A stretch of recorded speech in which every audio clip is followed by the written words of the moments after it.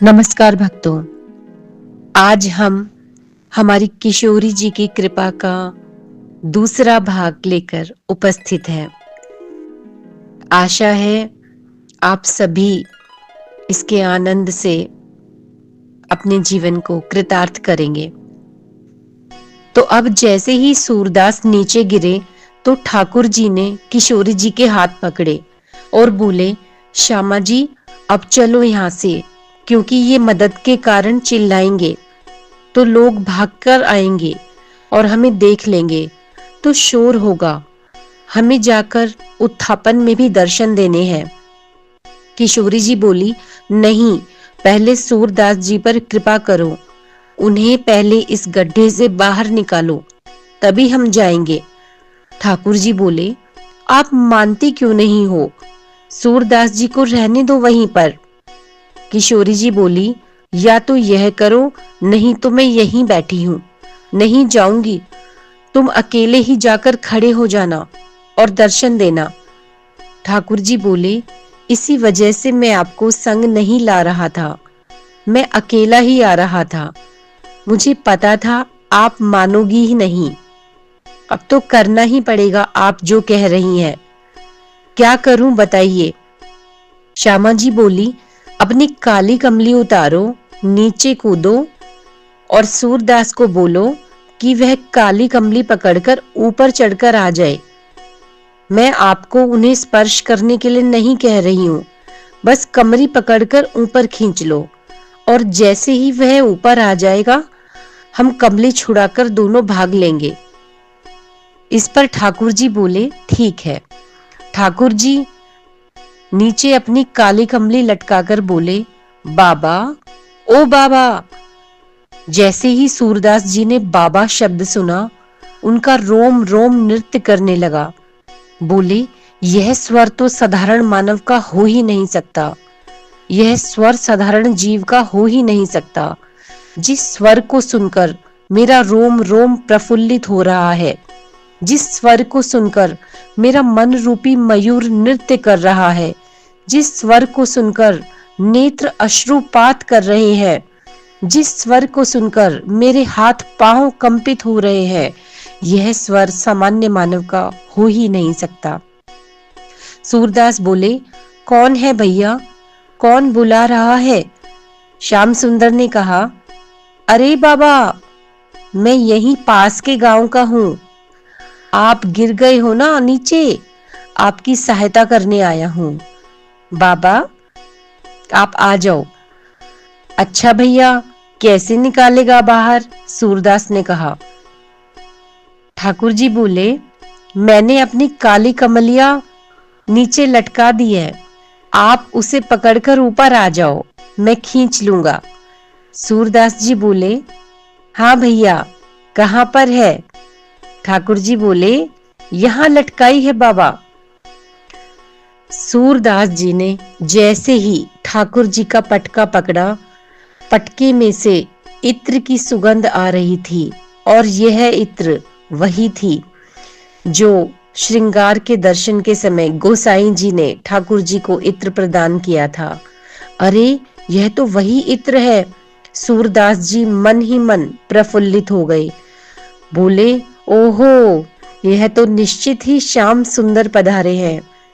जैसे ही सूरदास जी ऊपर चढ़ने लगे, अकेले कन्हैया पर वे खिंच नहीं रहे थे, तो छोटे से कन्हैया ठाकुर जी बोले, श्यामा जी, आप खड़े खड़े देख रही हो सब कुछ हमसे करवा रही हो, आओ जरा मुझे खींचो।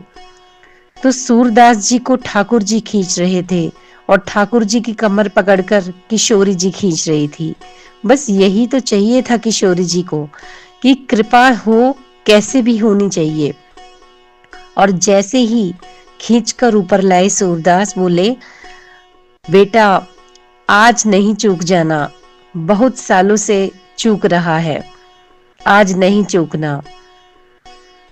जैसे ही सूरदास जी बाहर निकले, सूरदास जी ने स्वयं को ऐसी ठोकर लगाई और ठोकर लगाते ही वे गिर पड़े। इससे ठाकुर जी एकदम हट गए और उनके पीछे खड़ी किशोरी जी के दोनों चरण सूरदास जी के हाथ में आ गए। और जैसे ही हाथ में चरण आए, सूरदास जी ने उन्हें कसकर पकड़ लिया और बोले, जल्दी भागो श्यामाजू, बाबा पकड़ लेगा। जैसे ही पांव छुड़ाकर किशोरी जी भागने लगी, किशोरी जी की एक पाजेब सूरदास जी के हाथ में रह गई। वह पाजेब सूरदास जी ने तुरंत अपनी बगल में दबा ली और बस मन ही मन प्रसन्न होते रहे। बोले, इतना ही सही, लेकिन मेरे लिए बहुत है, कुछ तो है मेरे पास, कभी तो आएंगे लेने। जैसे ही ठाकुर जी और श्यामा जी दौड़े, किशोरी जी ने एकदम से बोला, श्याम सुंदर, मेरी एक पाजेब की आवाज नहीं आ रही। जैसे ही उन्होंने अपने अंगों को, चरणों को देखा तो बोली, अरे मेरी पाजेब तो वहीं रह गई, मेरी पायल तो वहीं रह गई कन्हैया, चलो लेने चलो। ठाकुर जी बोले कि मैं तुम्हें दूसरी दिला दूंगा श्यामाजू, लेकिन वहां चलने के लिए मत कहिए। श्यामा जी ने बोला, नहीं, वह कोई साधारण पाजेब नहीं, मेरी सखी ने मुझे बहुत श्रम करके, मेहनत करके बनाकर मुझे भाव से प्रदान की है, मुझे वह बहुत प्रिय है। ठाकुर जी बोले, इसी वजह से मैं आपको नहीं ला रहा था। देखिए कितना श्रम हो रहा है, थोड़ी सी ही देर में हमें मंदिर में पहुंचकर दर्शनार्थियों को दर्शन देने हैं, वे सब हमारे दर्शन के लिए लालायित होंगे। आप मेरी बात नहीं मानेंगे किशोरी जी। किशोरी जी बोली, मुझे तो वही पाजेब चाहिए। ठाकुर जी ने बोला, चलो चलते हैं। ठाकुर जी और किशोरी जी दोनों जाकर सूरदास जी के पास खड़े हो गए। सूरदास जी वहां बैठकर बहुत प्रेम से हरि स्मरण कर रहे थे। इतने में ठाकुर जी ने बोला, बाबा। सूरदास जी ने बोला, हाँ भैया, फिर से आ गया क्या? बोले, हाँ बाबा, मैं तो इस वजह से आया हूँ कि मेरे साथ में मेरी एक सखी है और उसकी एक पाजेब रह गई है, वो आपने रख ली है, आप उसे दे दो। सूरदास जी बोले, कौन सी पाजेब? ठाकुर जी बोले, वही आपने जो रख ली है। सूरदास जी ने कहा, अच्छा वह पाजेब, वह किसकी है? ठाकुर जी ने बोला, मेरे साथ एक सखी पधारी है, वह मेरी सहेली है, उसकी पाजेब है। बाबा ने कहा, मुझे क्या पता वह तेरी सखी की है या किसी और की, कोई मेरी मदद करने आया था थोड़ी देर पहले, उसकी पाजेब रह गई है, सो मैंने रख ली, आएगा तो दे दूंगा। अब मुझे क्या पता जिसने मेरी मदद की है, मुझे तो दिखता नहीं है कि वह वही है। ठाकुर जी बोले, अरे मैं ही था बाबा, मैंने ही कृपा करी, मैंने ही आपको बाहर निकाला। सूरदास जी बोले, मैं नहीं मानता भैया, कहीं मैंने आपको पाजेब दे दी और जिसने मेरी सहायता करी वह आ गया और उसने कहा कि मेरी पाजेब दे दो, तो मैं दुविधा में पड़ जाऊंगा, तो मुझे नहीं पता वह किसकी है। ठाकुर जी बोले, बाबा कैसे दोगे आप पाजेब? सूरदास जी ने बोला, एक पाजेब मेरे पास है, एक तुम्हारे पास होगी। ठाकुर जी ने बोला, हाँ। तो सूरदास जी ने बोला कि हाँ, मुझे उसकी पहचान करा दो।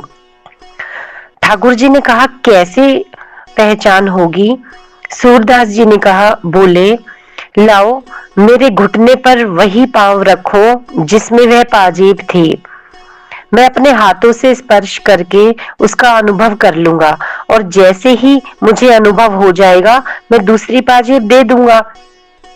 श्याम सुंदर बोले, नहीं किशोरी जी, आप यह नहीं करना, आप बाबा के पास बिल्कुल मत जाना, बाबा चरण पकड़ लेगा और फिर जाने नहीं देगा। किशोरी जी बोली, आप चुप रहिए ठाकुर जी, मैं तो जा रही हूँ।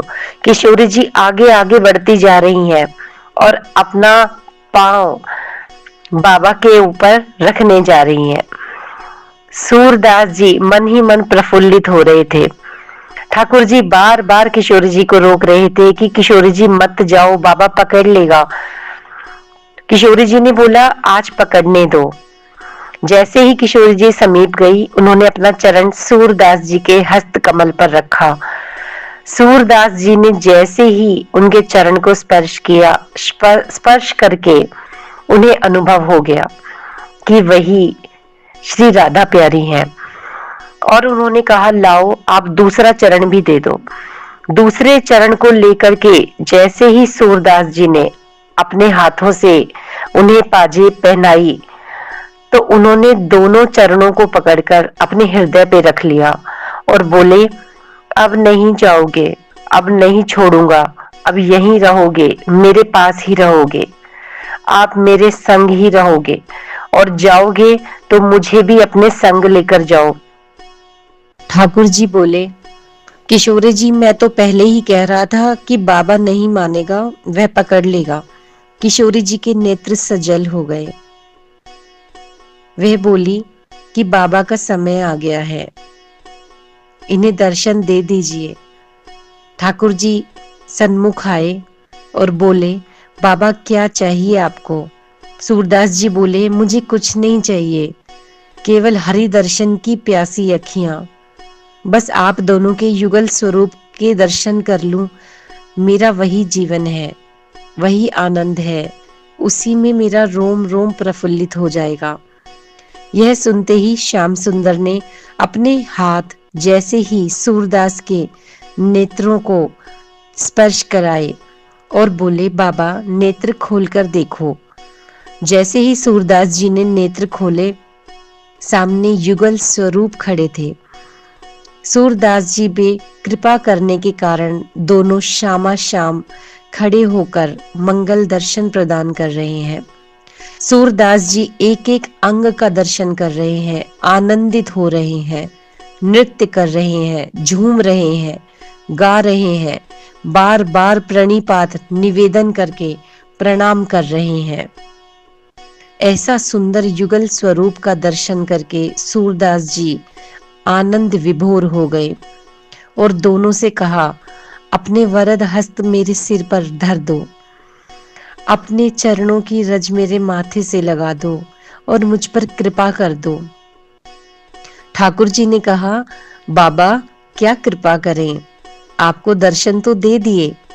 सूरदास जी ने बोला प्रभु मुझे फिर से नेत्रहीन बना दो, जिन नैनों में अब आप बस गए हैं उन नैनों से मैं इस संसार को अब दोबारा देखना नहीं चाहता। आप कृपा करके मुझे फिर से नेत्रहीन बना दीजिए। तो ऐसी करुणामय है श्री किशोरी जी। अपनी किशोरी जी से बड़ा दयालु कोई नहीं। ठाकुर जी भी एक बार को विचार करते हैं, उनके दर्शन में थोड़ा विलंब हो सकता है, लेकिन किशोरी जी किसी की कोई भी परवाह नहीं करती। जहां पर जिस पर कृपा करनी है, जब कृपा करनी है, उनके दर्शन में जरा भी विलंब नहीं हो सकता। चाहे संसार इधर से उधर हो जाए, लेकिन जब उन्हें अपने किसी वैष्णव भक्त पर कृपा करनी है, किशोरी जी विचार नहीं करती। किशोरी जी तुरंत कृपा करती हैं। वे कृपामयी है, करुणामयी है, वही कृपा करेंगी, वही करुणा करेंगी। तो प्रिय श्रोतागण, यह कथा हमें सिखाती है कि भक्ति में बाहरी आंखों से ज्यादा महत्व आत्मिक आंखों का होता है। जब मन शुद्ध हो, प्रेम सच्चा हो और हृदय में केवल श्री राधा कृष्ण का नाम बसा हो, तो प्रभु स्वयं अपने भक्त के जीवन में प्रकाश बनकर उतरते हैं। उस अंधे भक्त को न केवल दृष्टि मिली, बल्कि वह राधा रानी की करुणा का सजीव प्रमाण बन गया। संदेश स्पष्ट है कि भक्ति कभी व्यर्थ नहीं जाती और सच्ची श्रद्धा अवश्य ही कृपा का द्वार खोल देती है।